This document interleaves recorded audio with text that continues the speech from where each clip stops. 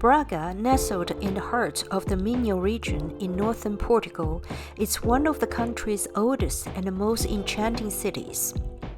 Often called the Portuguese Rome for its deep religious roots, Braga is steeped in centuries of spiritual and cultural heritage. Its historic center is a charming maze of narrow lanes, lively squares, and time-worn churches. You will find elegant 18th century townhouses, peaceful gardens, and green parks that offer a refreshing break from the bustle.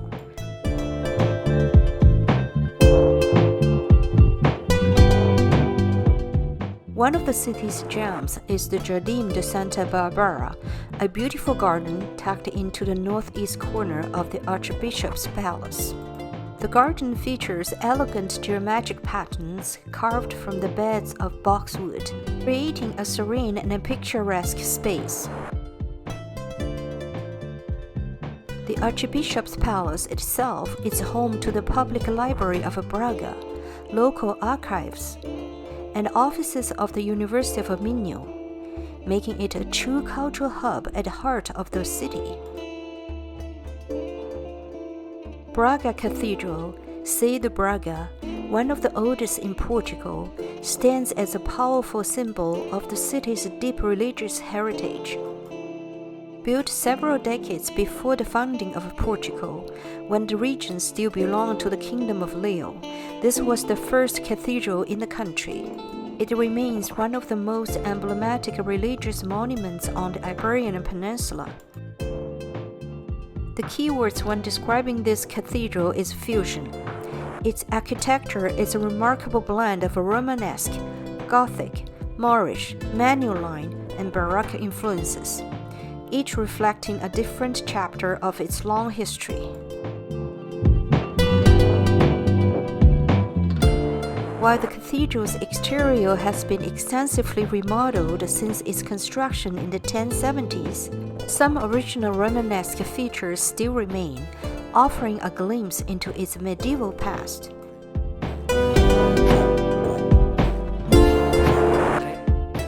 The most iconic landmark in Braga is the Bom-Jesus do Monte Sanctuary, perched on a hillside and known for its dramatic zigzagging Baroque staircase. You can reach the sanctuary either by taking the historic funicular or by walking up the grand staircase.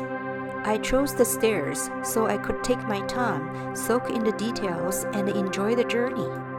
The higher I climbed, the more I was rewarded with sweeping views over Braga and the surrounding countryside. Along the way, I noticed that each terrace had a fountain. These aren't just decorative. They symbolize the five senses and the three theological virtues. The first five fountains represent sight, smell, hearing,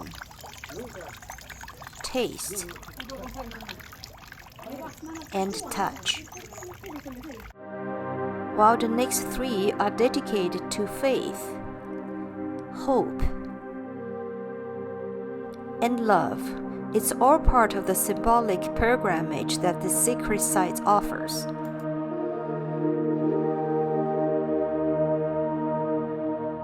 Finally, after the climb, I arrived at the sanctuary of Bom-Jesus at the top of the hill.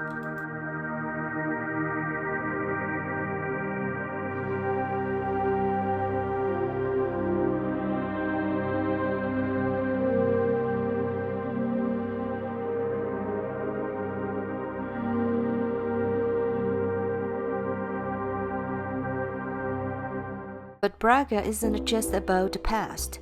It also boasts a lively cultural and social scene. The city center is full of energy, with bustling streets that offer a great mix of shopping and dining. And throughout the year, Braga hosts festivals that add even more color and life to the city.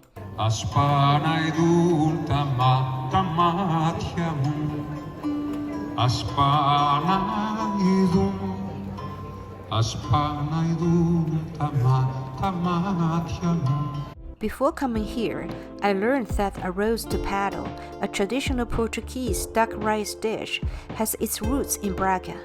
Naturally, I had to try it. I found a cozy restaurant serving this local specialty. It tastes amazing, just like authentic home-cooked food.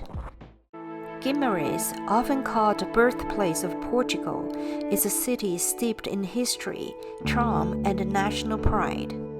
It was here that the foundations of the Portuguese nation were laid. Guimarães is the birthplace of Afonso Henriques, the first king of Portugal, and it was from this very city that he began the country's journey towards independence. Towering over the city is the impressive Guimarães Castle, with its distinctive crenellated towers and thick stone walls.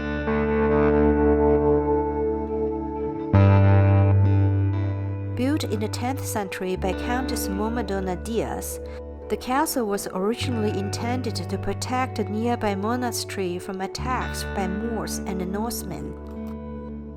Today, it stands as a powerful symbol of Portugal's early struggles for sovereignty.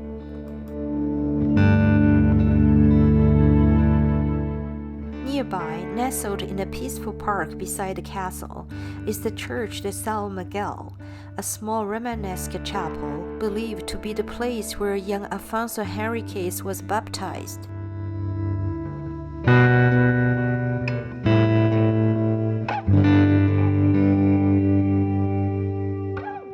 The city's historic center, recognized as a UNESCO World Heritage Site, is remarkably well preserved and feels like stepping back in time. Streets wind through medieval squares, flanked by granite buildings, wrought iron balconies, and elegant arcades. At the heart of it all is Largo da Oliveira, a charming square lined with cafes. The Pedrado Salado, a striking medieval monument,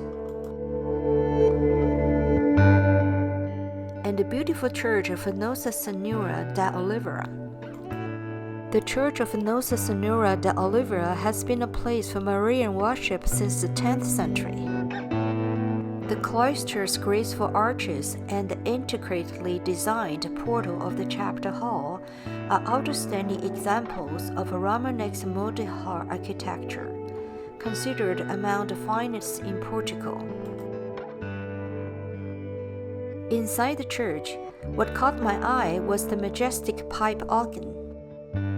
I couldn't help but imagine its historical importance and the role it must have played in the musical life of the church over the centuries.